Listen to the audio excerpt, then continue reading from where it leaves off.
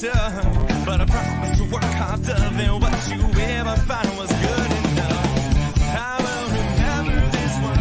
I'd say you're probably right. These demons haunting you will come to show their faces tonight. An unequivocal thing, kinda like my Zulu flames. Your word is burning and you cannot do a thing. It's time to agree with this way.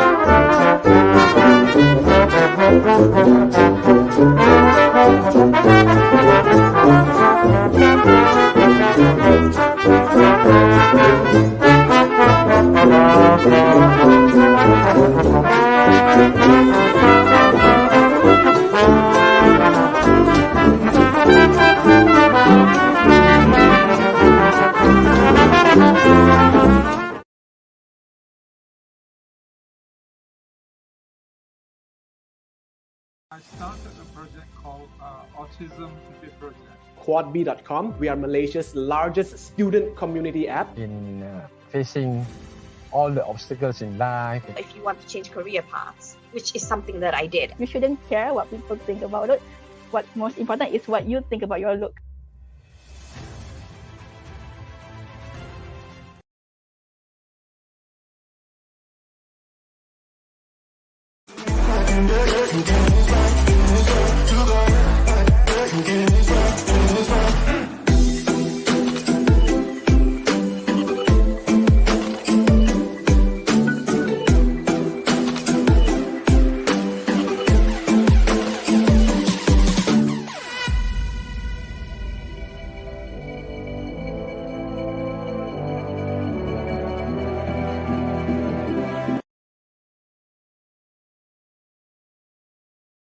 EMP Talents Guild, Farners Farnes, we are looking for people to collaborate with us who wants to talk about themselves, go live on our show, talk about their talents, talk about their business. All are welcome. Just tune in, give us a DM, hit us up with a DM or PM on our social media, our EMP Talents Guild, IG, EMP Talents Guild, Facebook, and our EMP Talents Guild, YouTube, yeah? We will be more than happy to put you on the show and let's have a laugh together. I started a project called Autism Project. quadb.com. We are Malaysia's largest student community app. In facing all the obstacles in life. If you want to change career paths, which is something that I did. You shouldn't care what people think about it. What's most important is what you think about your look. Okey, tujuan saya dekat sini, saya dekat TikTok ni saya nak memberi ilmu, saya nak share kebaikan dengan orang, sedikit ilmu yang saya ada ni saya nak share dengan orang.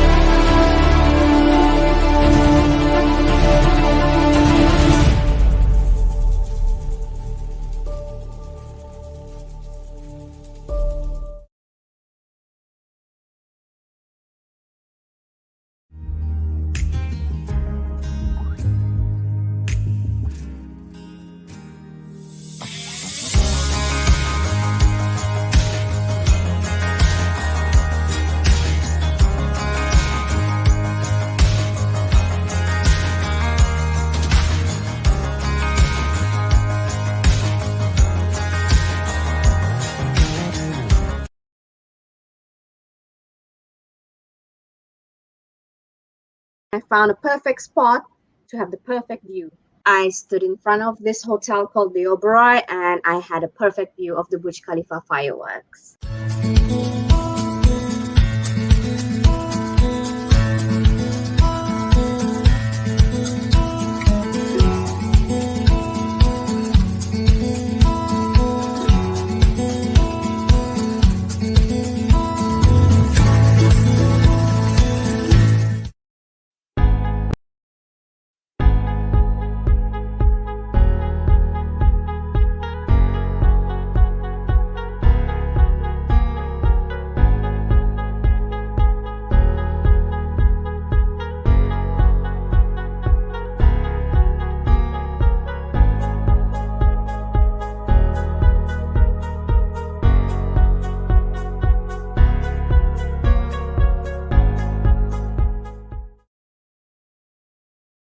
It's a beautiful weekend here at Pontian Johor. I am Faris Ishak. Let's enjoy this week's show at the EMP Variety Show.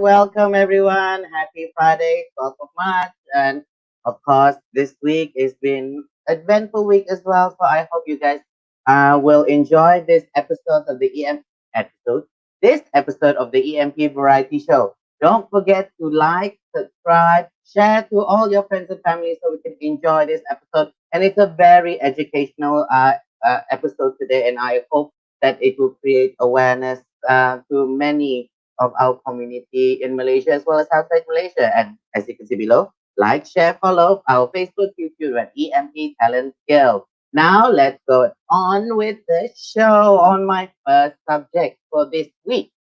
All right, because you know that everyone is getting, not everyone.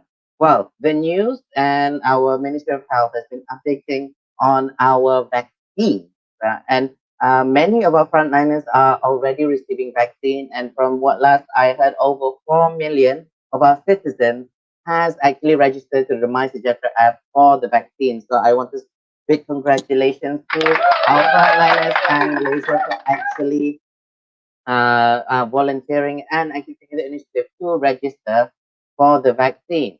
However, just be careful. So I want to highlight this as well because there has been some fake news regarding the vaccine.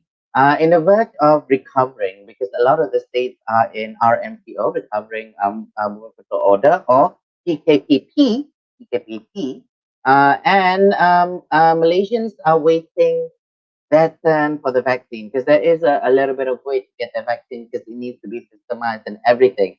And there are people who are actually trying to take advantage in this situation where a lot of people, as I mentioned earlier, over 4 million has registered for the vaccine. And we are nowhere near to reach all the 4 million for the first batch of vaccine at first. And what we got this fake news from PKM, you can see here. People are just taking advantage online to sell the COVID-19 vaccine. And it's actually very, very shocking to hear, not just to hear, to see that a lot of these people trying to take advantage of our fears and our desperation to get this vaccinated because everyone just can't wait to go back into our previous normal life. And even after 1 year on, soon to be the anniversary, 1 year anniversary of our MCO of the pandemic in Malaysia, people still are not adapting to the new norm, which is, I know everyone will be happy to go back to where it used to be, but I really do hope that people in Malaysia do actually have be a little bit more flexible to accept the new norm and don't try to buy these vaccines online. They are just simply not controlled and not what the CM say, our Ministry of Health, that it might be fake and they are not certified by them. And ministry because the vaccines for Malaysians are free, so don't. I even though it's going to be a long wait, we do the Ministry also said they are not condoning or allowing this this type of what is the word I was going to say? It's not exposure. I've forgotten the word. It's taken. It basically is like a lot of these corporate companies or individuals are taking advantage of people's vulnerability, so they can just make simple money out of it. And you don't know what you get of these so-called vaccines online, and vaccines online. You don't know what it's going to do to you, and you just don't want to end up in regret. So as the Ministry of Health has spoken out here, as I mentioned, it is free for us. It cannot be sold in Malaysia. It is not allowed to be sold in Malaysia. So everyone, luckily, Aileen, our EMP crew, checked these online platforms, and she is saying that it's no longer there. But just be careful because they will pop up anytime soon. Just to take this advantage. So everyone, Just be patient. Be careful not to get stuck into these scams. Wait your turn. Now on into more happier news. This week, we observed the International Women's Day on the 8th of March. And it happens, of course, the 8th of March of every year to commemorate the cultural, political, and the socio-economic achievement of women. It is also a focal point. Yes, it is also a focal point in the women's rights movement, bringing attention to the issues such as gender equality, reproductive rights, and violence against women. And what we've done this week to show our appreciation to all women all over the world and our previous guest on the EMP Variety Show, well, let's just have a look at this video. Where's my video? I still coach them until they're like 4 or 5 years old. It's like, oh my. I was nominated for Best Female Villain. Buat TikTok yang positif, yang kreatif. At the same time, I can help the underprivileged person. I belajar melukis daripada YouTube. You shouldn't care what people think about it. What's most important is what you think about your look. I was offered to become the official broadcaster. We do have private nurses, private caregivers, and elderly sitters. I feel amazed with their makeup, and they feel like they're real for me. To actually distribute equally to the inviting women of all faiths to actually experience the hijab for a day. If you want to change career paths, which is something that I did.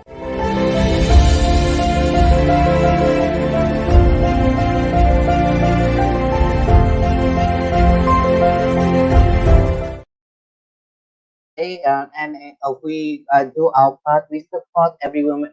Please support every woman around you, especially with these hard times.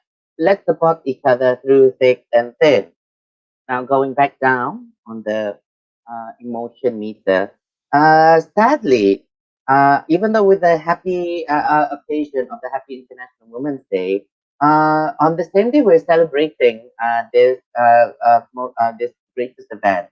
A local woman was actually found strangled to death in a house in Kajang and Nick Siti Khatijah. Let me show you the picture of the article. Yeah, so it is actually quite sad to see this news. It was founded and strangled, and to hear this. This victim, is Nick Khatijah, Nick Mood, 32, was found by her male colleague. And this is really, really sad for me because Nick Khatijah is actually an NGO advocacy department. And she was found with ligature marks on the neck and believed has died more than 24 hours before prior to discovery. Police has arrested 57-year-old man, suspected and remanded until 14th of March. So, may her soul be showered with blessings of Allah and her sins forgiven, and soul placed among the righteous. And I just want to sadaqah or give my prayers to her. Al-Fatiha.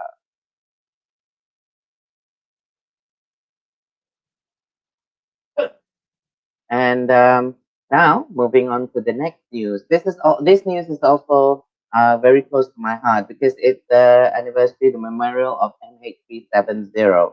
As you can see, there's still a lot of people, a lot of families are looking for answers of what actually has happened on MH370 because it is the anniversary as well of the disappearance of many of the family, and it is one of the biggest, the world's biggest unsolved mysteries, and it is a profoundly tragic story, and it actually really questions many aviation experts, the friends and families of the victims, and the public is still at large to this day,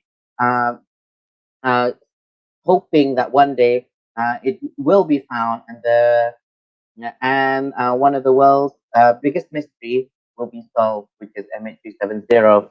My heart goes out to all the family of the victims, and some of the victims that I know on the flight were actually my previous clients as well when I was in a travel agency, and it is sad It's a lovely couple, and they just got married. I remember, just got married, and then they were going to China, to Beijing, for their honeymoon. And it is sad that this year they were part of the list. They were part of the passengers list that disappeared on that day. And one this also the one who's leading the MH370 voice, the search must go on, is the person who was close to my heart, is Grace Nathan. And because her mother was on the flight, and to this day she has not stopped to fight the advocacy. After 7 years, she still is fighting for the search to carry on, to find an answer. So not only to get a closure for her family, but all the families that is involved, not only the passengers on the plane, but also the crew, the pilot of MH370. So we hope, we pray for everyone that an answer will come, a closure will come to you guys soon, very soon. Oh well, now going into I would say not happy, but a little bit of a controversy. What has gone viral this week? Just last week, we were talking about SPM with the method of change. Munira, Ishak. This week, we were shocked by the behavior of some of the secondary school kids or young adults. In one of the videos that recently viral and caught the viral attention on social media, a teen is seen throwing away his textbook over a bridge over the bridge, well, into the river or the longkang, as you can see in this picture here.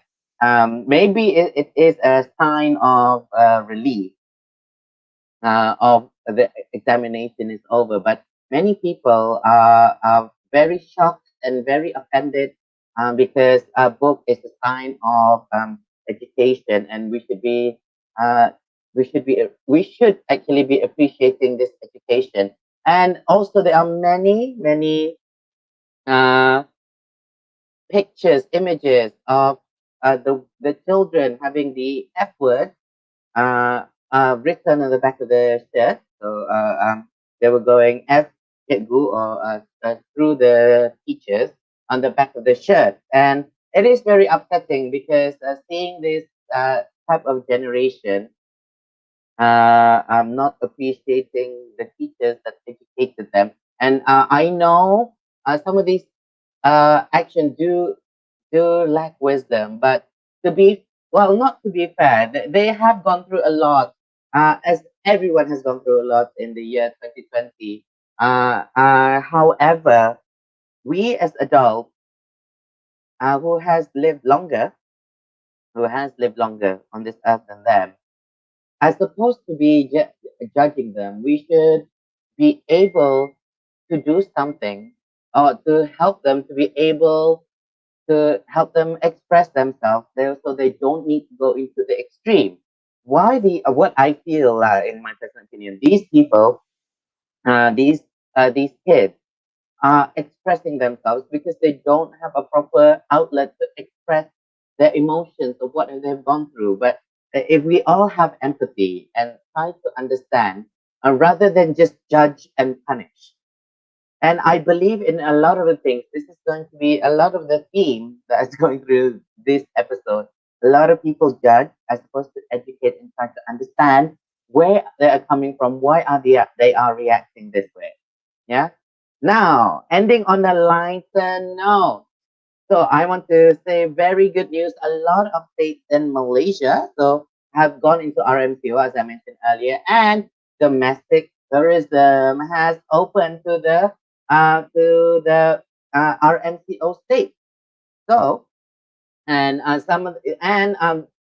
you can actually cross to other from RMCO state to other RMCO states. You can actually cross borders that allows them to enjoy and to release themselves into the tourism world. But however, it only allows people to travel with government registered tourism agencies, not on their own. So just be careful when you want to try to escape your place. You just remember there are a lot of registered travel agencies. So try to support the economy. And the tourism industry has suffered a lot. So hopefully that you can go to all the travel associations such as Mata, Bumitra, Mitra. So you can find your nearest travel agent to arrange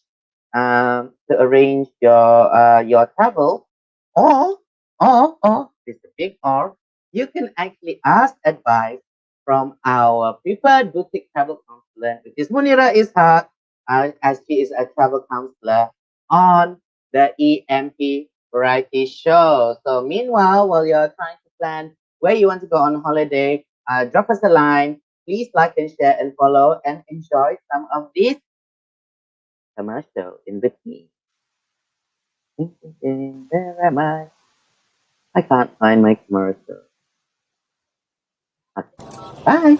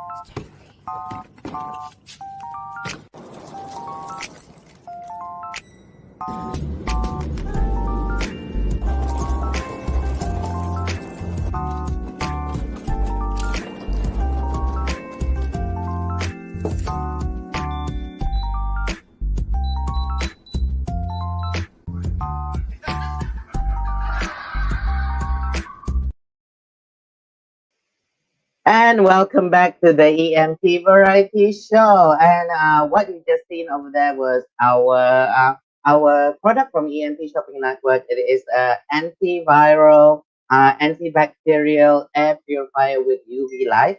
So you can never be too safe. You can actually go to our EMP Shopping Network, or you can DM our Facebook and ask more about that product. And I actually use that product everywhere, as long as the one that you see is my cruise version black. I have the white version, and it really helps to purify the air and air circulation in my place. And I don't have to worry about bacterial and all the COVID-19 stuff coming into my house. So I'm very, but always wash your hands when you get back, or clean yourself when you get back from outside.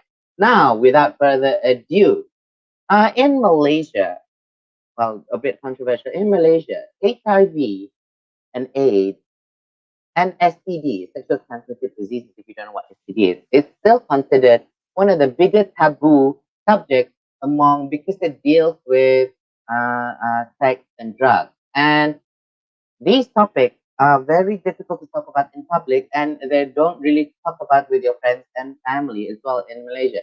However, especially we're bound by conservative values, sex education remains a sensitive topic, and many people are kept in the dark about matters like contraception, STDs, consent. So with that, I've actually searched out on the social media to see who would be the best person to guide us about this subject, and we're going to take you on a journey with Muhammad Hasri, or I.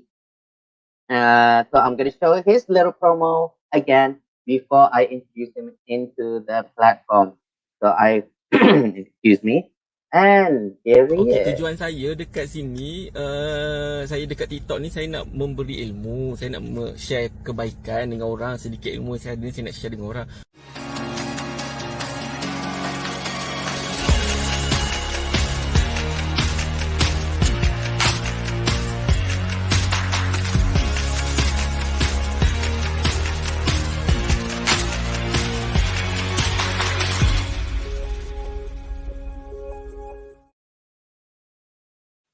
So I want to give the warmest welcome to Ai, the counselor for HIV and AIDS. So let's welcome Ai. Give her a round of applause. Hi. Hello, thank you. Hasri. Hi, Fahri. Apa How are khabar hari you? ni?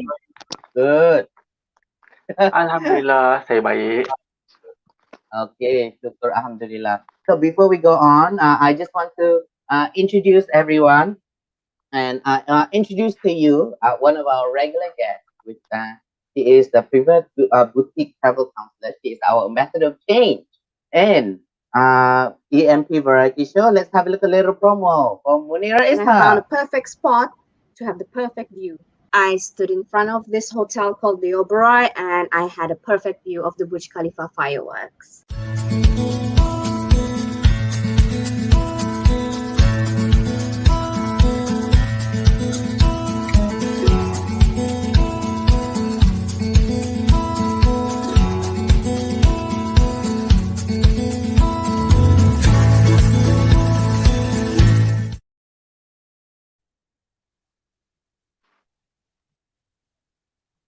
So let's give a warm welcome to Munira Ishak, our travel counselor.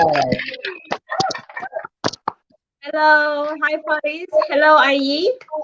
How are Hi, you Munira. How are today? you? Good.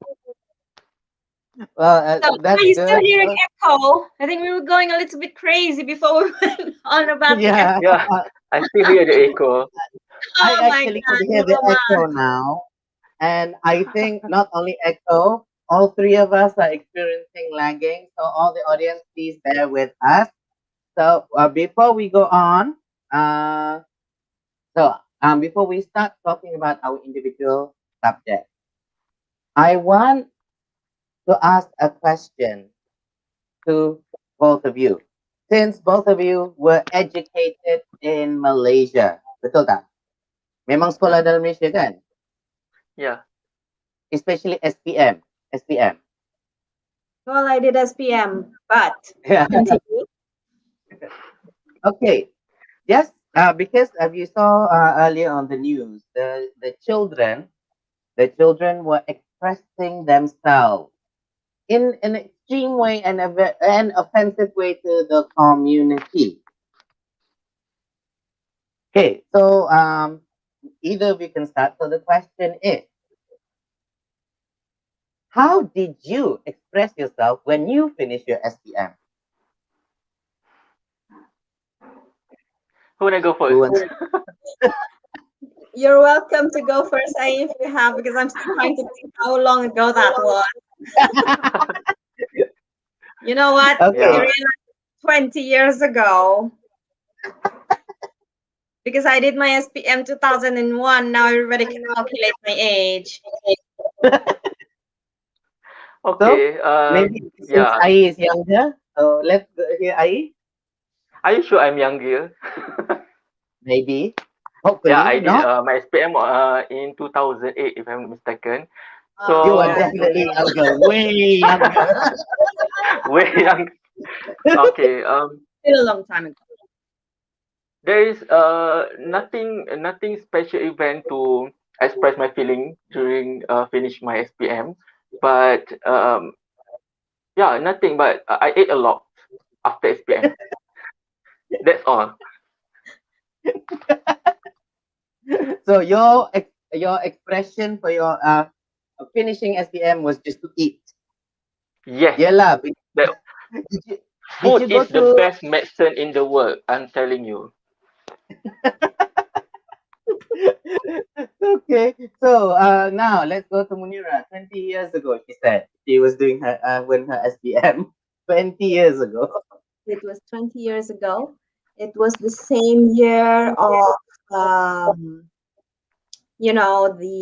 Twin Towers, 9/11. the US 9/11. Because I remember studying in front of the TV, which my dad says, I don't know how you do that. I don't know how you're studying and the TV is on. It's like, it's the news. You told me to watch the news. I didn't really specifically celebrate the end of SPM because I've always known the SPM was one step towards the rest of my future. It was like one of the first steps. So, there was nothing. It was like I finished it, any other exam, because there were a lot of more exams going into, college and university after that. So I was looking forward to college and university and life, really. Oh, so that's good. But you would remember yours because it was a major event of that year of 9/11. So 20 years ago, but you still remember it very well. So I yeah. remember it because I thought it was a movie. I was like, am I watching a movie? I think this is the news. I remember the day of 9/11. I was actually on MC. I was sick. I woke up, and then I saw the TV, and I'm going, ooh, what? Like you said, what movie that's happening like in 10 a.m. because I was in UK, and then no, my mom said this is the news. It's happening. And I just remember because that was also the beginning of my final 2 years for Malaysian STM. I was in UK. I was doing GCSE, but I finished in 2003. So it just shows my age juga. I'm still older than IE, unfortunately. But what I remember, I don't know whether the Malaysian culture, because I didn't go to a Malaysian culture school here. On my final day, after I finished all our exams, we had our shirt and we signed each other's shirt. Yes. But not the On word the- "and." Actually Yeah, signed on the shirt. and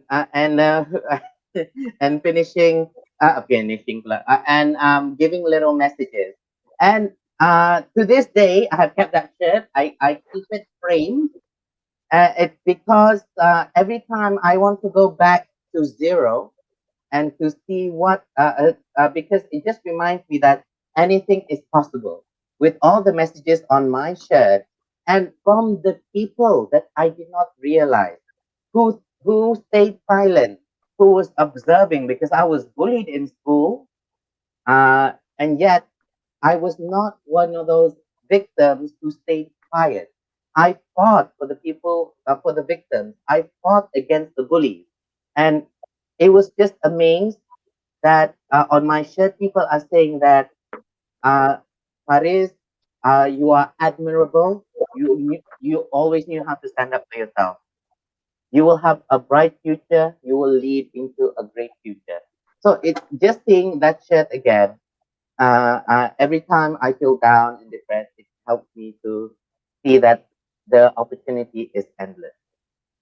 So that's my part of the story. Yay! Let's give a round of applause for everyone. Now I want to put Ai on the stage.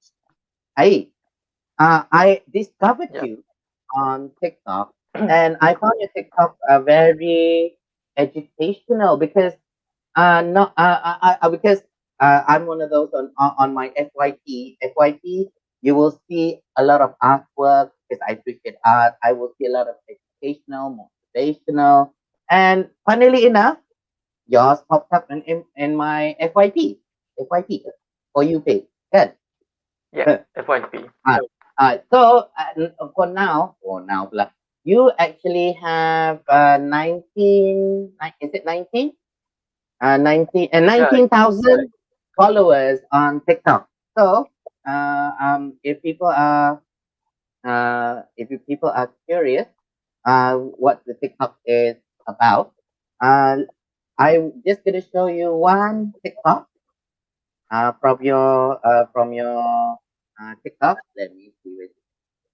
Yeah, so you can get a feeling of what this TikTok is about.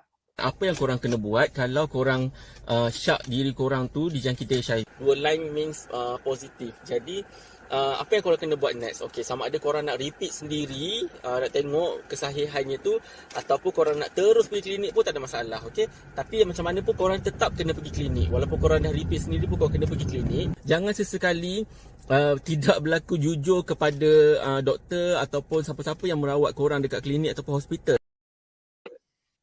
So, for those who doesn't know, Ai, why are you qualified to be the counselor for HIV and all these medical tips and medical tips and medical advice on TikTok.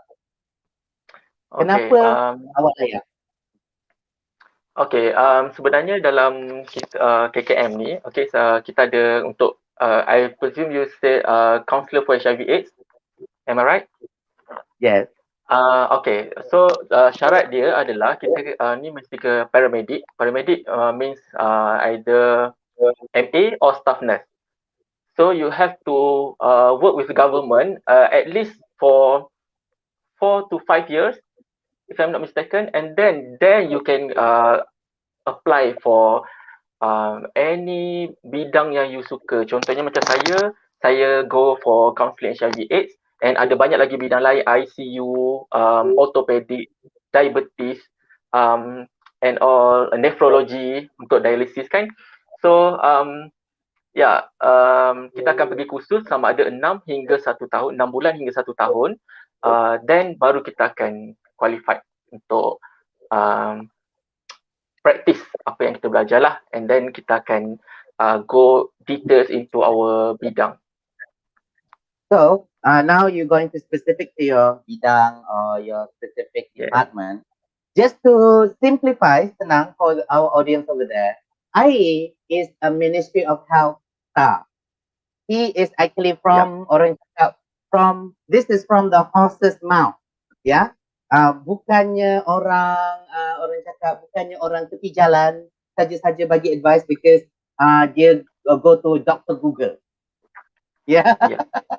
Betul, sebab kalau macam orang mungkin akan confuse tau, sebab dia akan ada dua. Satu NGO, under NGO pun diorang pun ada latihan untuk memberi counselling, tetapi yang betul-betul qualified yang under KKM adalah paramedik yang bekerja dalam bidang kesihatan lah. Okay, so that is very important for all our audience to understand yang kita ni bukannya yes, everyone boleh Google, betul tak? Everyone can Google to find out everything. But it's always good to have someone who is qualified to actually to verify, to give orang cakap the weight of that advice or fact behind it. So now let's focus on you dah pilih being a counsellor for HIV. Can you just give a little bit of a short explanation? What is HIV? What is HIV/AIDS? Where does it come from? Meaning that how can you contract it? Just a little bit of explanation to our audience.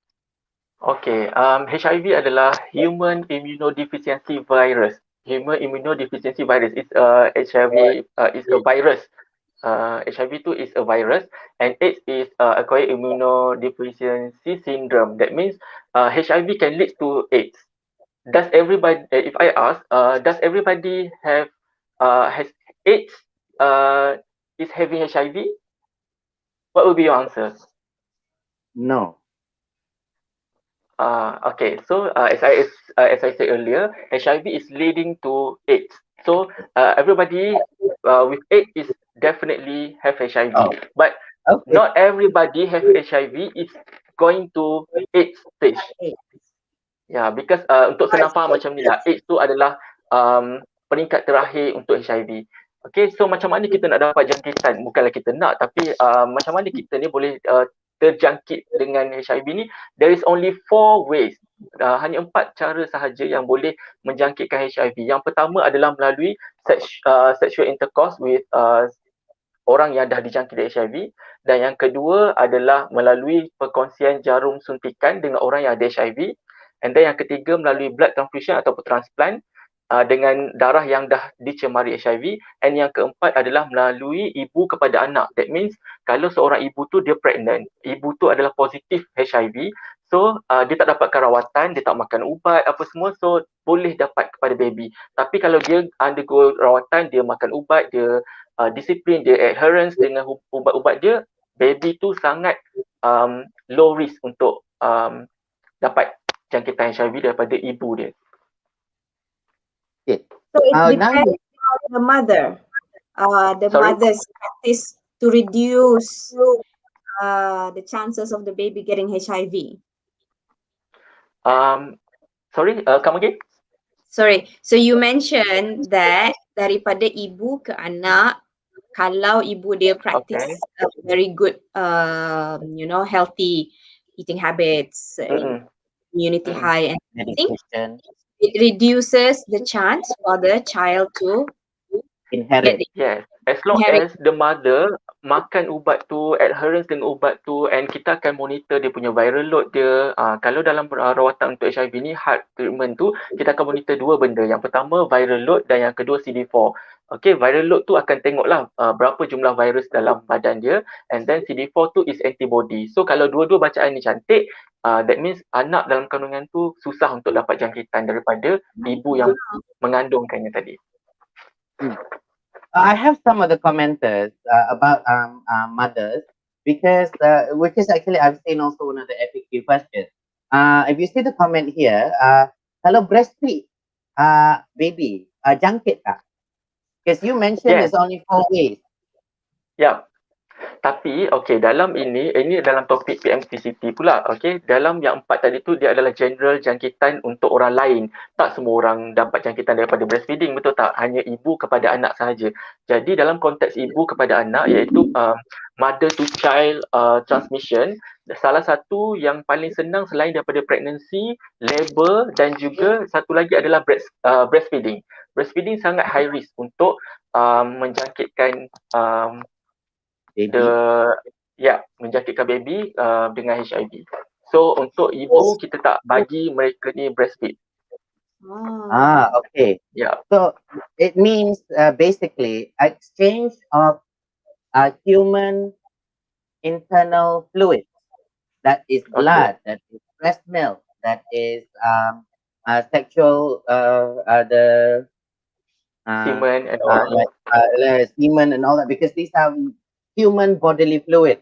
The exchange of that basically is the cause of the transmission.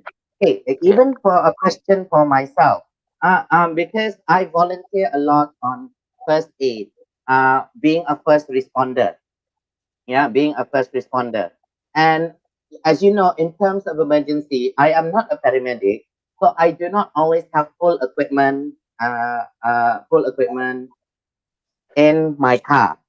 So kadang-kadang when I do stop by because I see a huge accident, and when you are there and you are educated to save people's lives, because I am a qualified, not only qualified first aider, I train other first aiders. I train not only professionals in the in the private industry, but I have also trained doctors. I've trained nurses because betul tak, not everybody in the hospital are trained for emergency first aid because it's a different specific skill. Because ada juga macam doctors terkena, dia kata dia literally a dentist. Just because ada nama doktor depan dia, people expect immediately he can save lives, tolong stop doing everything. But however, now what my point is, sometimes I do actually contact blood, and I don't realize sometimes I have cuts on my hand. So would I be able to contract any of the diseases because it's exchange of blood? He is bleeding or she is bleeding and I'm also bleeding. So what are the chances of contracting HIV or that type of on that situation? Okay, to be fair, saya cerita dulu kalau macam virus HIV ni, dia hanya kuat, ini saya cerita dalam konteks HIV sajalah. So dalam HIV, virus dia hanya kuat di dalam badan kita sahaja.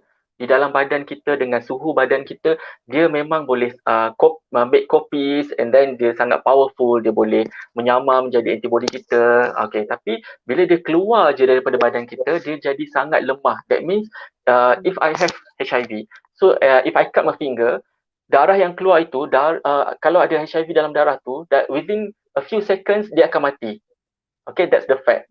But kalau dalam situasi kecemasan yang terlalu banyak darah, and then kita pun ada minor injuries pada tangan kita, kita bukan risau pada HIV, tapi kita risau kepada co-infection yang lain, iaitu hepatitis.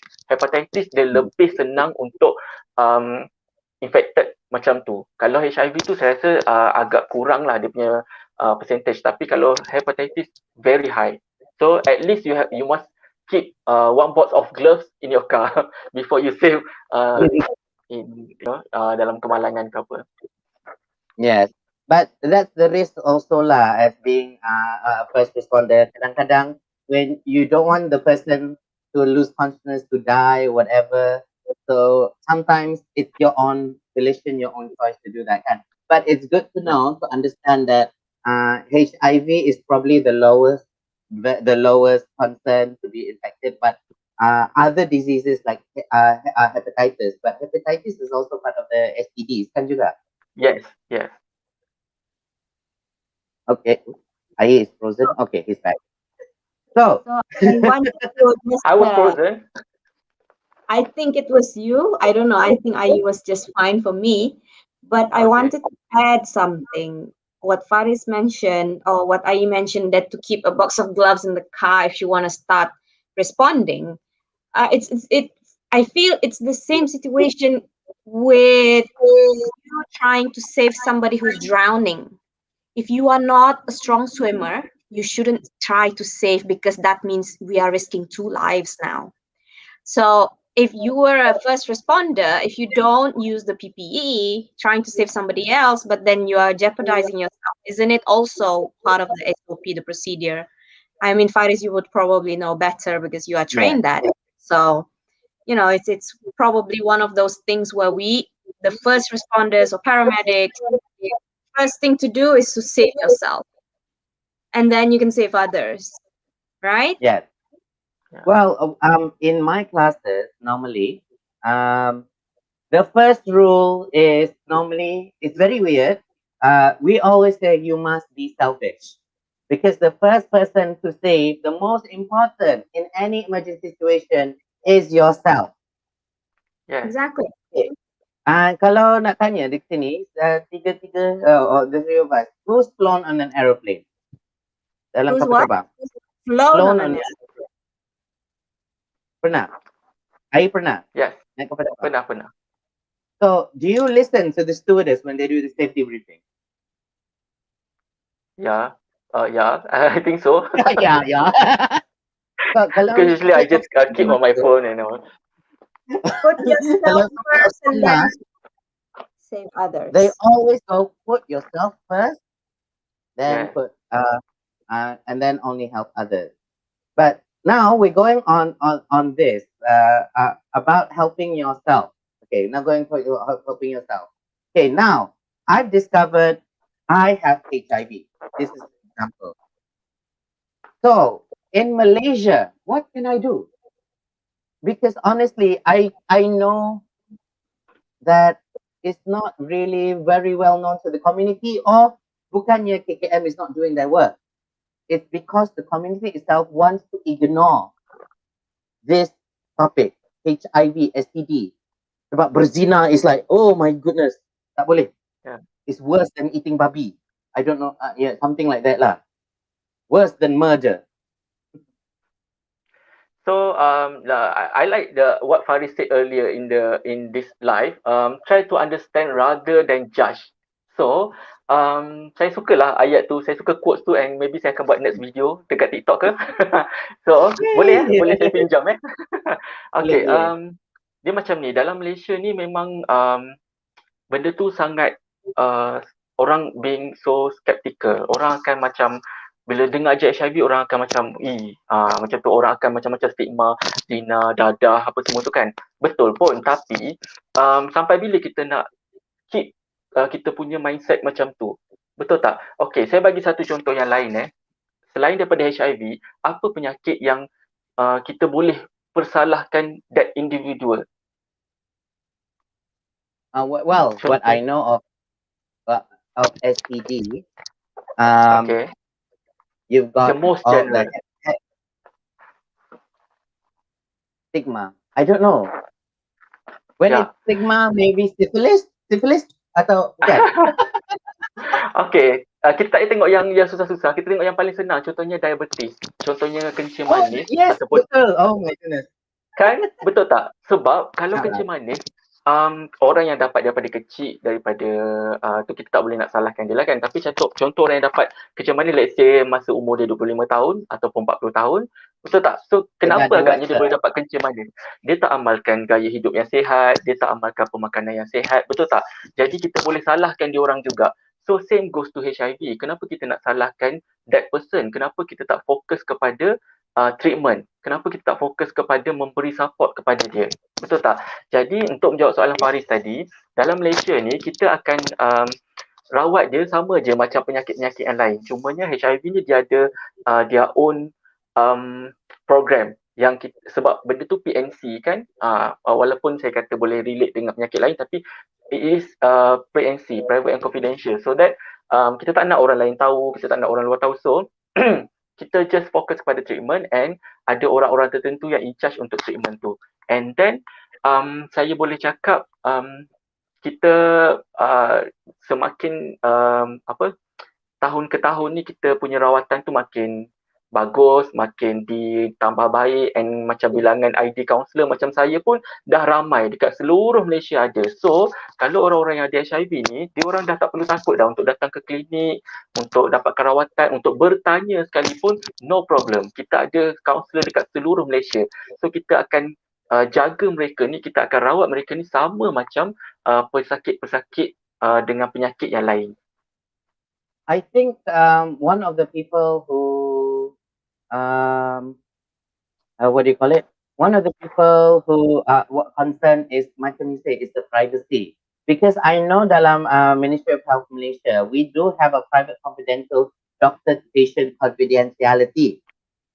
But I don't know community Malaysia ni, dia orang masih takut dengan this doctor will actually mesti dia pull around ni, itulah yang dia dapat this disease, blah blah blah blah.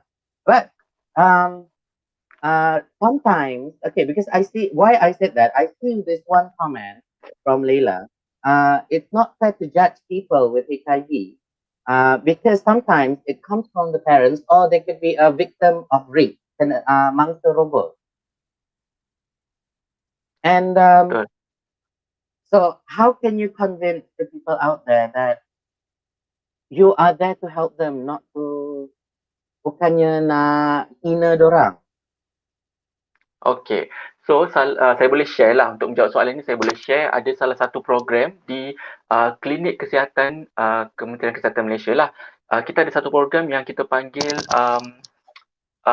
ujian saringan tanpa nama. That means kalau ada orang tu baru nak buat ujian HIV, dia boleh go and then tanpa daftar apa-apa, tanpa perlu bagi IC, tanpa perlu bagi nama sekalipun, dia orang just pergi direct to HIV unit, and then dia orang just boleh dapatkan buat test, and then dia orang just kalau positif, then baru kita akan ambil dia punya biodata, IC semua untuk mulakan rawatan. Tapi kalau dia negatif, kita akan bagi dia balik, and then kita akan bagi appointment untuk repeat test after few weeks or 3 months macam tu.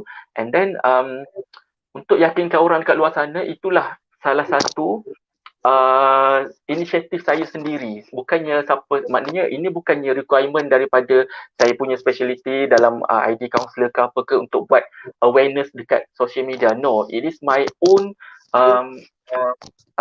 cara saya sendiri, saya punya jalan. Yes, my own initiative untuk buat video supaya orang kat luar sana tak takut untuk, and then saya nak ubah stigma dekat masyarakat seluruh Malaysia ni. Malaysian audience ni dia orang sangat skeptikal dengan benda ni. So saya nak mereka semua faham yang kita ni counsellor ni mengalu-alukan mereka untuk datang, at least know your status. Saya harap nanti akan ada iklan untuk yang itu, know your status, get tested. And because talking about that, because someone has a private message on a blank account. So this was the question, because Eileen has put up the question. I went to visit a friend who was sick. He passed away a week ago. I only know his HIV status after he passed away. When I visited him, I sat beside him on his bed. Is there a possibility that I will also get HIV? Sorry, I tergelak on that question, because I mean, it is a fair question because a lot of people are so afraid to educate themselves on HIV. Ya, so kita boleh nampakkan daripada sini ramai lagi yang tak faham dengan konsep HIV transmission. Kadang-kadang orang takut. Sebenarnya selain daripada 4 cara jangkitan HIV transmission yang saya explain tadi, takkan ada jangkitan yang lain. Dia very low risk. Contohnya macam tadi, kalau dia tidur dekat katil yang bekas ataupun pesakit HIV tu, dia takkan berjangkit lah. Sebabnya macam saya cerita tadi, kalau virus HIV tu dia hanya kuat di dalam badan sahaja. So kalau dekat luar, even kalau kita share bottles, kita share pinggan mangkuk, kita share foods, kita even hugging, kissing, what else, kita takkan dapat jangkitan untuk HIV tu. So no need to worry. So that's interesting actually. Saya pun baru first time tahu yang bila dia airborne kan. Dia sebenarnya very weak. So benda tu sebenarnya sesuatu yang bila kita tahu, kita faham. Dan kita tak perlu risau. Dia hanya kuat dalam badan sahaja. So bila kita faham konsep tu, that's it. Tak payah nak tanya kalau kita share pinggan mangkuk ke apa ke. So tak payah nak fikir. So kita hanya perlu faham satu konsep sahaja.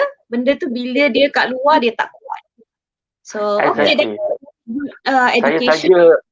Saya saja mention benda tu sebab antara stigma and discrimination yang paling teruk sekali adalah bila contohlah orang tu ada HIV and family dapat tahu, for some reason family dapat tahu, diorang ada yang sampai dibuang keluarga, dihalau daripada rumah. Jadi kenapa? Saya kadang tertanya-tanya kenapa sampai dibuang keluarga. And then kalau diorang stay dalam family tu pun sampai tahap family sediakan pinggan yang lain, cooking materials yang lain, sampai tahap macam tu. Why? It is not COVID. COVID, yes, memang mungkin boleh jangkit lah dengan airborne. Ya kan? Kalau COVID boleh jangkit dengan airborne. Tapi kalau HIV, no. Takkan berjangkit sesenang itu.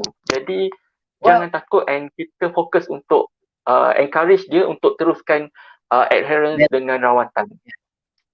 It's like, okay, apa yang you mentioned earlier, Aid, there are other more obvious diseases yang you would need medication treatment for the rest of the life, such as diabetes, hypertension. When you have these two, high blood pressure, you have to have medicine every day for the rest of the life. From what I know, HIV patients are the same. So, okay, now talking about that, can you tell, okay, macam diabetes is insulin, hypertension is amlodipine. It's okay. So, kalau HIV, apa dia punya yang daily ubat that can make them live a normal life every day? Okay, sebelum tu saya sajalah nak trigger sikit.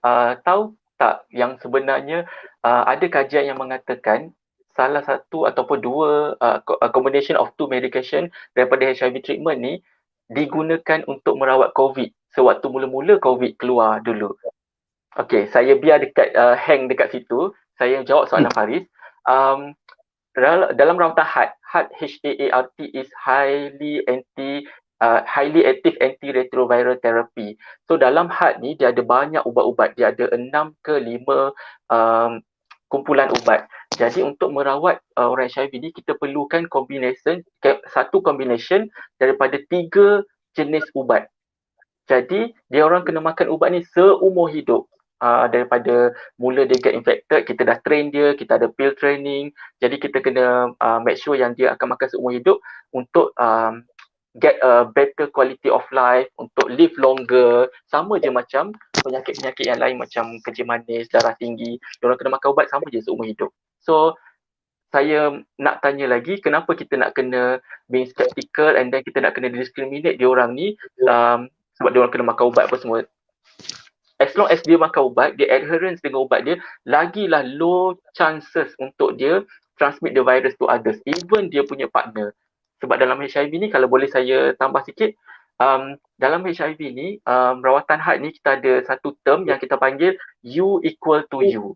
That means undetectable viral load equals to untransmittable. That means kalau orang tu dia adherence dengan ubat dia, dia makan ubat dengan disiplin apa semua, dia takkan jangkitkan virus tu kepada partner dia. Contohnya kalau dia kahwin ke kan, ataupun dia tak kahwin, dia ada partner, dia takkan jangkitkan virus tu kepada partner dia. Very low risk. So, meaning that because from you know in Malaysia kita kena ada screening HIV, STD sebelum nak nikah kan. So if you were found with HIV and yet you still choose to marry him or her, sebab I think is allowed kan, you are allowed to choose kan kalau the person is positive. Meaning that you by adhering, orang cakap follow the strict medication, you are reducing the risk for sexual transmission, and juga especially for mothers, it gives them a great hope, a better quality of life that they can be mothers. Jadi bukannya saja they have HIV is the end of their life. And because it was one of the questions for the comment earlier from our comment section. Kalau if you miss the medication, what side effects if you accidentally miss, bukannya purposely miss? Misal kata you miss one day. Okay, side effects kalau side effects sebenarnya dia tak ada side effects lah, tapi kita akan terdedah dengan kita panggil resistance kepada ubat tu, terutamanya bagi mereka yang baru je start dengan hard treatment tu. Contohnya kalau dia baru get infected ni, memang kita nak train dia tu, nak bagi dia adherence dengan ubat tu susah kan. Kalau kita sendiri nak kena makan ubat setiap hari, waktu yang sama, dia kena disiplin, dia kena set alarm, dia kena makan waktu yang sama. Let's say kalau first medication dia ambil pukul 10 malam, for the rest of their life dia kena ambil pukul 10 malam. Tak boleh awal, tak boleh lambat. So it could be stressful, right? So macam mesti akan ada juga 1 or 2 dose per month yang dia terlewat sikit ke. Betul tak? Is it impossible? No, right? So we are human. We are human. So kalau untuk permulaan rawatan, kita sangat suggest untuk strictly adherence to the treatment. Jangan lambat sikit pun. Tapi kalau macam viral load dia dah suppress, dia punya CD4 dah cantik, bukanlah dia boleh main-main nak makan ubat, tak nak makan ubat. No, tapi dia kalau setakat terskip ataupun terlambat, it is okay. Sebab the medication is slow release in our body, so dia akan remain in our blood for a few hours. So kalau terskip satu dose, it is okay kalau viral load dengan CD4 dia dah stable. Oh, okay. One thing I didn't know, that means now I understand why it's effective daily, because dua biji ke satu biji tadi? Dua biji kan? Usually 2 biji. Okay, 2 biji. You said the medication is slow release. Yes, so slow release. That's why it needs to be every day and the same time, because it's working 24 hours a day. Yes, it's not 24 hours, more actually, but kita tak nak ada berlaku chances of resistance kepada ubat tu, sebab macam saya mention sebelum ni, virus HIV tu dia sangat cerdik. Okay, kalau antibiotik, contoh kalau you demam and then doktor cakap ada jangkitan kuman dalam darah you, and then you have to take antibiotik for 7 days, let's say. So kalau antibiotik you resistant dengan satu jenis antibiotik, we have several else. Kita ada banyak lagi antibiotik lain yang kita boleh cover. Walaupun yang satu tu dah resistant, tapi ubat HIV ni dia sangat limited, dia hanya ada beberapa sahaja, and then cost dia sangat mahal lah. Jadi kita tak nak resistance. Dengan teknologi kita sekarang ni, kita hanya mampu buat ubat itu sahaja, walaupun ada teknologi baru dengan dalam bentuk injection semua, tapi lambat lagi untuk dipakai dekat Malaysia ni, saya rasa lambat lagi. So you better discipline with your treatment. So does it cost the citizen or the victims of HIV, does it cost them a lot to be on medication? Okay, untuk rawatan had ni dia ada first line and second line. That's all. Sebab tu saya kata ubat dia sangat limited. So first line is free untuk rakyat Malaysia yang dia orang dapatkan rawatan di klinik kesihatan apa semua. Free untuk blood investigation, untuk apa-apa pun semua free. Hanya bayar RM1 untuk daftar, that's all, tu sahaja. Jadi kalau let's say dia resistant dengan ubat disebabkan kecuaian dia sendiri, macam saya cerita tadi, kalau dia selalu skip dose kita siasat lah tengok kalau dia skip dose, kalau dia makan ubat main-main, and then dia resistant dengan ubat tu, kita kena start dengan second line, which is ubat tu lagi mahal. Jadi kerajaan tak akan tanggung untuk second line. Kita kena bayar sendiri. It cost like 700 to 1,000 per month. Ya, so kita akan counsel diorang ni supaya disiplin and adherence to first line. Tu je, senang je, makan ubat je. So that But means for me, it's just dengan second line is a different medication. It's a combination, but ada ubat yang lain untuk ada ubat yang dalam first line ni kita pakai juga untuk second line, tapi ada satu lagi ubat yang lagi kuat yang kita pakai dalam second line ni combine dengan yang first line untuk dia, sebab dia dah resistance kan, dah tak boleh nak dah tak boleh nak cover HIV tu, tak boleh nak prevent dia daripada dia copies apa semua dalam badan, so kita kena pakai lagi kuat. So kita tambah juga dengan first line ni, and then kalaulah orang tu dia allergic dengan first line, ini bukan salah dia, jadi kerajaan akan tanggung lah, sebab itu bukan salah dia, bukannya dia saja-saja nak main-main ke nak skip doses ke tak, tapi yang tu kerajaan akan tanggung lah. So it's very good that kita ada such a medical system in Malaysia that supports this for free yes, for life. for me that is a round of applause to Ministry of Health, because to help these victims. So you out there who feels that you need this education, go to IE, follow IE on TikTok, IE-TDF. He has his TikTok, he has his Instagram. So now, because you mentioned the vaccine earlier, someone has asked, HIV positive people, can they go for the COVID-19 vaccine? Ya, saya dapat banyak soalan. Saya dapat banyak sangat soalan sebab follower saya ramai sangat pesakit HIV. Jadi saya ada buat video juga tentang ni. Permulaan vaksin tu diperkenalkan, kita risau jugalah sebenarnya sebab teknologi baru apa semua kan. Tapi KKM dah keluarkan kenyataan rasmi yang mengatakan PLHIV is people living with HIV. PLHIV can get their vaccine for free as well. Wow, that's good. That's well done. Well done. Yay.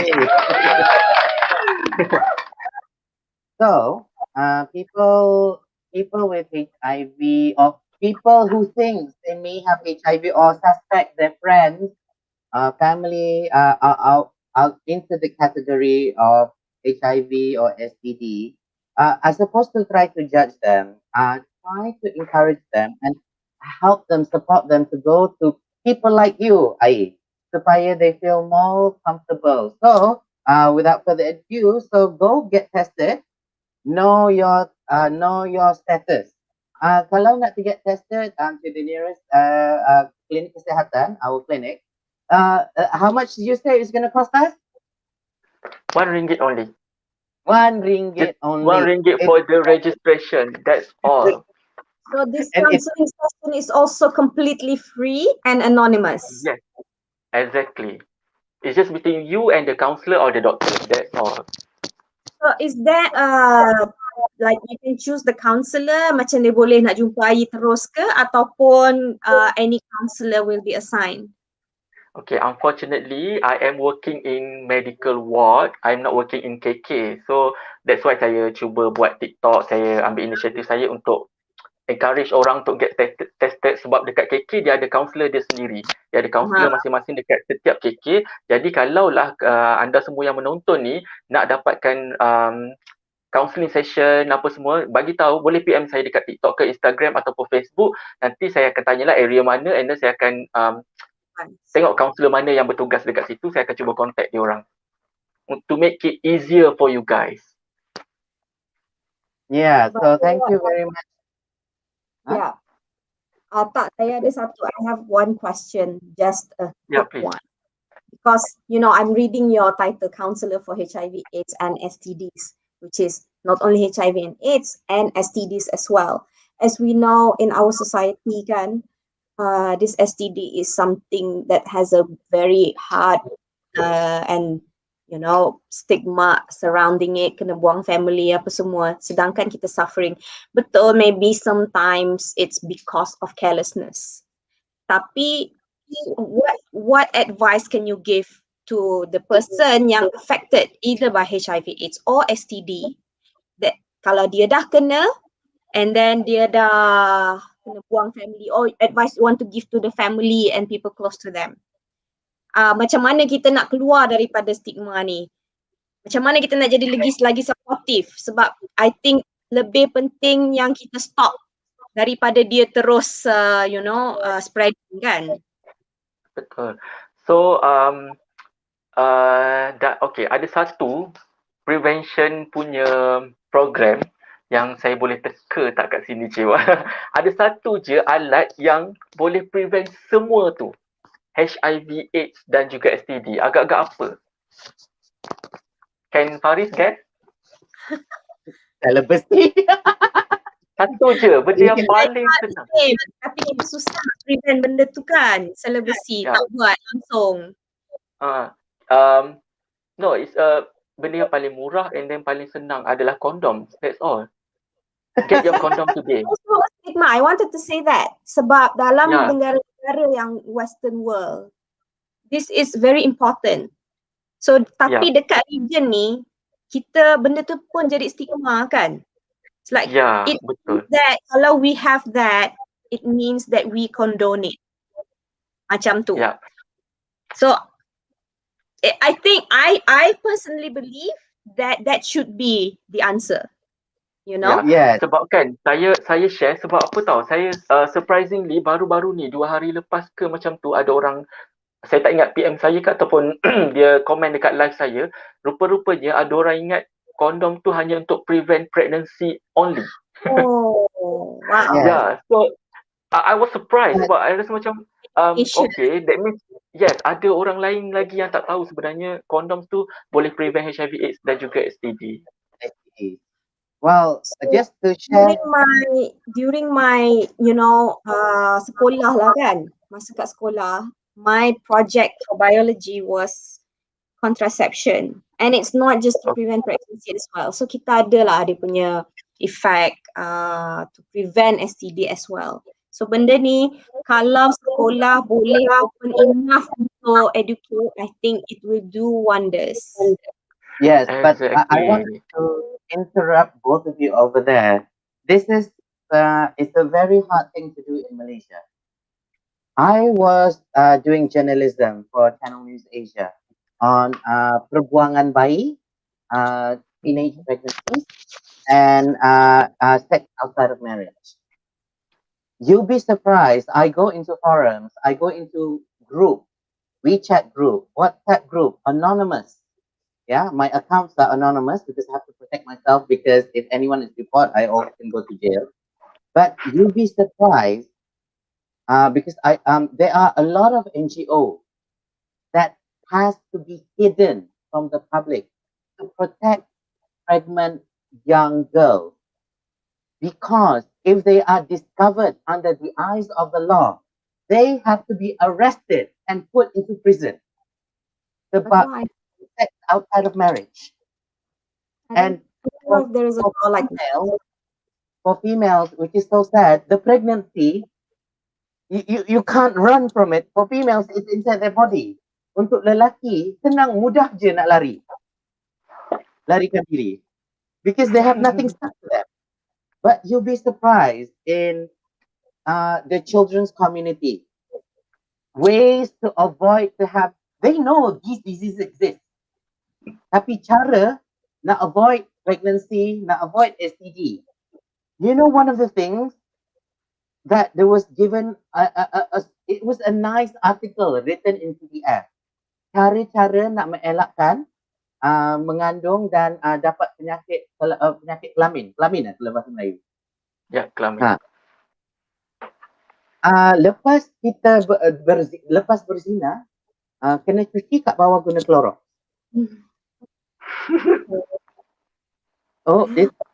And the thing is, these kids, they do it, and they damage themselves, and the thing is, it is not just in the orang cakap the normal sexual relation. We're talking about also the LGBTQ plus community.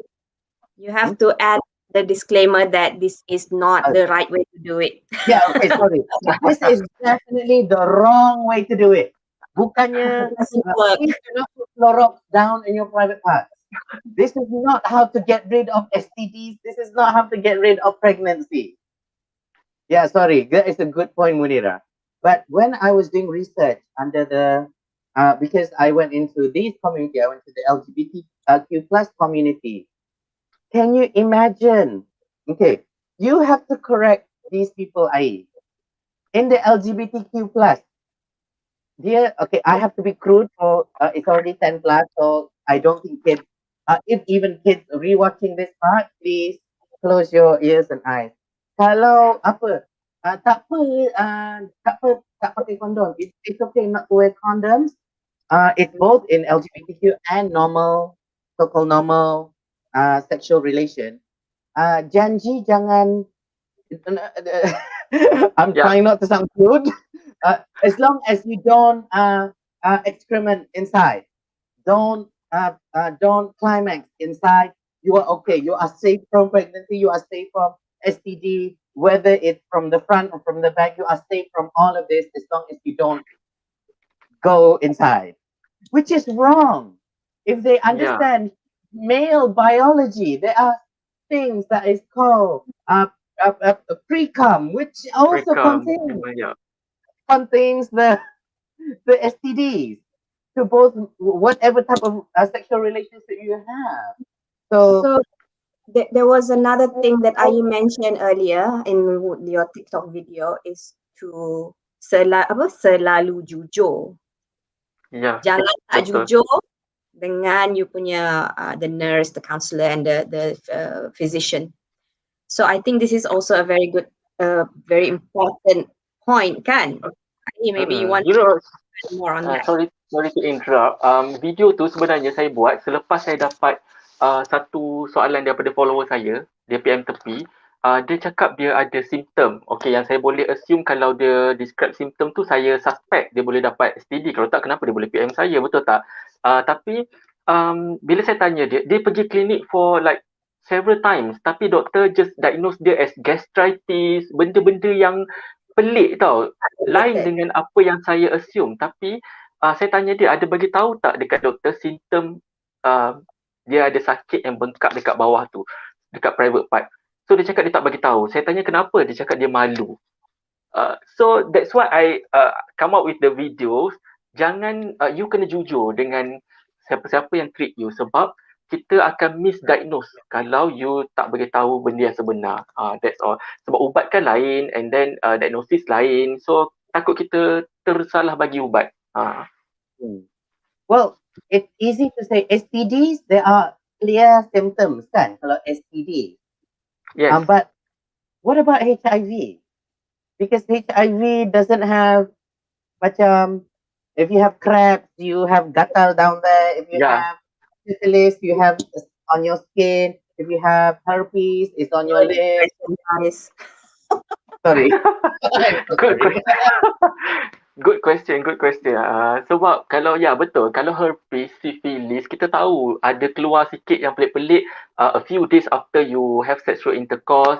Kalau macam gonorrhea, you kencing sakit, ada keluar nanah, apa semua, you tahu you are infected with STD. Tapi kalau HIV macam mana pula? HIV ni biasanya general dia punya tanda adalah dia akan diarrhea, cirit-berit for a few weeks maybe, ada yang sampai 1 bulan, ada yang sampai 2 bulan. Saya jumpa klien, dia cirit-berit yang berpanjangan, and then dia akan loss of weight for like a few percent, macam rapidly lose weight. And then dia akan demam on and off, ada yang berpeluh lah waktu malam. Waktu tu dia kena ingat balik, orang yang biasanya ada risk behavior ni, yang selalu ada sexual intercourse, ada sex worker ke kan, dia orang akan tahu yang dia terdedah dengan benda tu. So bila dia ada tanda-tanda yang general yang saya sebutkan tadi, biasanya memang dia orang akan go for check up. Kalau dia sebab ada satu lagi. Sorry? Yeah, continue. Satu lagi biasanya dia akan ada bengkak dekat lymph node dia ke. Sebab tu doktor, first kali kita akan check, doktor lah especially dia akan check dulu, dia akan tengok ada bengkak tak dekat mana-mana, ada fever ke, ada diarrhea ke, macam tu. Sebab itu adalah tanda-tanda yang paling general untuk HIV. Sebab tadi I want to mention, know your status. Sebab kalau you Yes. sendiri be honest with yourself, kalau you tahu you are at exposure, know Yes. yourself before you get tested. Even though if you are a victim, macam you mangsa rogol ke apa semua, kita akan ada post exposure prophylaxis, PEP kita panggil, ubat untuk you kena makan for 28 days yang akan prevent you daripada you dapat HIV. So jujur, go for police report and pergi buat check up. Kita ada, semua kita ada. When you mention that, maksudnya adakah kalau seseorang tu mangsa, contohnya mangsa rogol, dia perlu terus check ke ataupun kena tunggu simptom dulu ke, atau what is your advice? Within 72 hours, lagi cepat lagi bagus lah. Dia kena terus pergi check lah. Lagi senang. Sebab kita akan terus, kita tak tunggu simptom apa semua. Kita akan tahu dia kena rogol, kita akan terus start dengan post-exposure prophylaxis. Sebab kita tak nak any chance dia dapat. Yes. Kita tak nak benda tu. It's a very And kita good akan close monitoring. It's our what I feel sad is our community. Even being raped is a stigma. Like, because you know why? Again, going back to my journalism with CNA research, because the community here, when a person is raped, whether it's a male or a female, generically it's sad. Our community say is the victim's fault. Siapa suruh menunjukkan diri? Siapa suruh show skin? Siapa suruh? When people don't understand, that's not how it works. Yeah. I mean, if we talk about that, we can be here all night. But I just want people to understand that the fact that one of your comment that you need to keep reminding, I feel even Munira has stuck to it, is jujurlah, be honest. If you are honest about everything, you can prevent unnecessary future illnesses that you might suffer from all of this. Kan?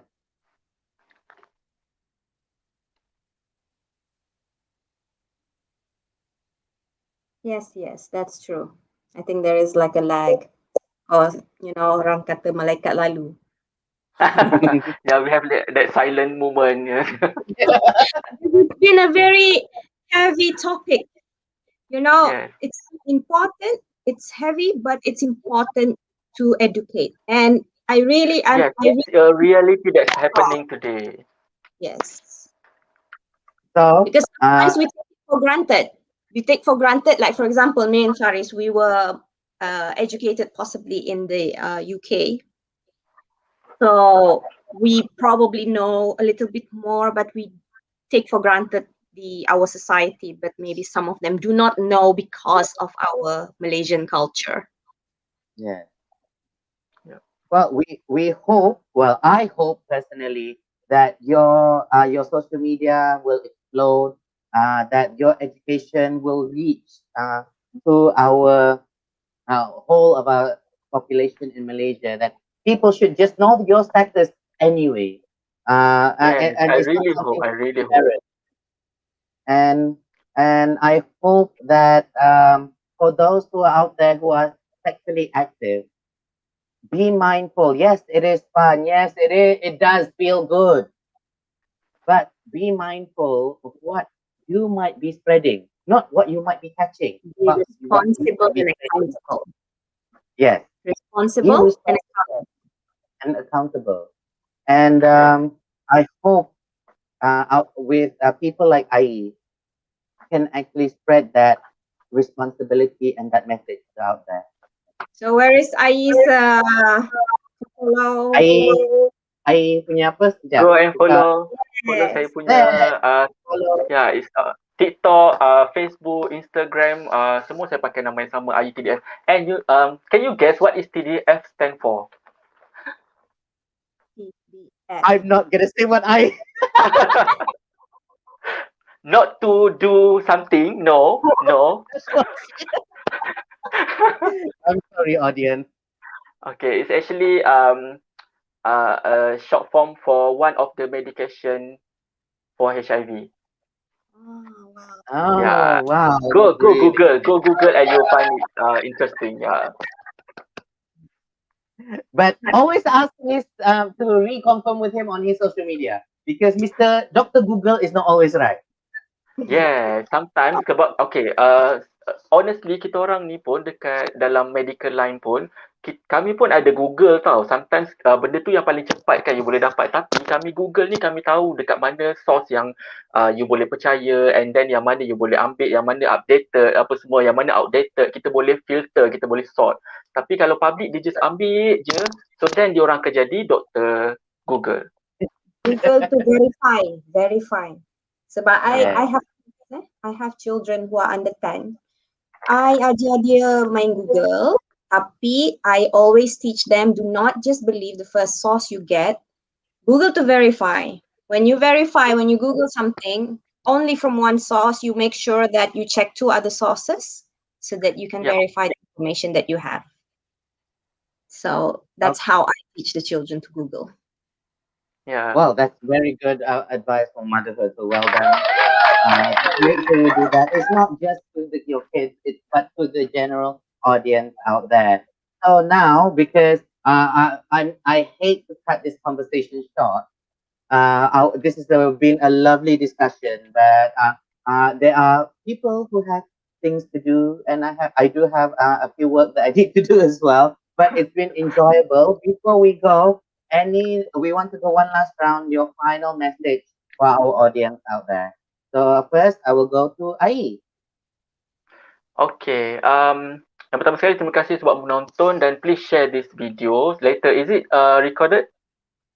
Yes, it's going to be on YouTube and Facebook. Okay. Of EMP. Alright. So please share, sebab kadang-kadang kita ni dalam medical ni kita kena selalu update lah benda-benda ni kan. So follow my TikTok. Saya akan cuba bagi banyak lagi knowledge yang lain, and then go to the nearest KK and get tested. Know your status. Tak ada rugi apa pun. Kalau you tahu awal, kita akan start awal treatment. Early detection, early treatment. Okay, don't take things for granted. Thank you Munira for the word. Don't take things for granted and go get tested. And be positive. And yes, remember this. Can you see my t-shirt? Yeah, we need okay. each other. We need each other, and you see this sign. Okay, this is actually kita orang buat untuk group kita orang dekat masa counselling punya course. So inilah yang kami pakai untuk kami punya klien-klien yang dalam HIV inilah. So yeah, we need each other. Yes, definitely. Hey Munira, what is your final message for tonight, for this week? Well, tonight is a powerful topic to go through. And because, Faris, I am also an advocate of, addressing stigmas surrounding any topic that we are avoiding as the Malaysian culture kind of thing. Be it HIV, STD, be it divorce, be it, sex outside of marriage, which leads to probably we have a stigma surrounding, abandoned babies. It used to upset me a lot. But there are people out there like Ai, like me, like Faris. We are willing to listen. Feel free to DM if you have any problems that you would like advice from. I used to be, a listener, or I still am a listener to those who are having marital problems in a sense, or even, family problems. We are willing to listen, at least guide, have a guidance, and don't suffer alone because you are not alone. Yeah. So that's my message. Well done, Munira. Great message for this evening. And for me, before we go, well, as Munira said, thank you. We are here, especially EMP Talent Guild, EMP Variety Show. We are a talk show that we are open to talk about anything. And we are here to help you to understand, to educate you more, as well as entertain you. Because sometimes I believe better education comes from fun, comes from positivity, as opposed to judgment and cruel punishment. I'm a firm believer education comes from fun, from positivity. And I will take back from the beginning of this episode what I mentioned, that come from a place of empathy, come from a place of understanding, and please try to support each other, especially in this trying time. And I myself have volunteered as a local counselor in the community, and I have a diploma in psychology behavior. I took the initiative to take this diploma courses to understand people better, so that I can educate and advise people better. I have people around me who are suffering from mental illnesses, suffering from trauma throughout their life, and even my friends currently now, one of my friends who is actually at a standstill point because they just don't know what to do now. So it's just, we are here to listen, and we are here to help you, to guide you to the best of our ability. Just remember, we are still human, and we always want the best for everyone. So thank you, Ai. Thank you, Munira, for being in this show, this amazing show. And I think this episode has been an amazing episode, very educational. And it's a shame that we don't have 10 hours to talk about this. And if you want to know more, 10 hours, so we better Yes. stay efficient and to the point. yes. So if you have any other further questions, do comment on us. And you will look into this post in your comment, so you can help to answer some of our questions. And you can go to his Facebook and his his. Oh my goodness! I'm sorry. What's that? Oh my god, that is so adorable.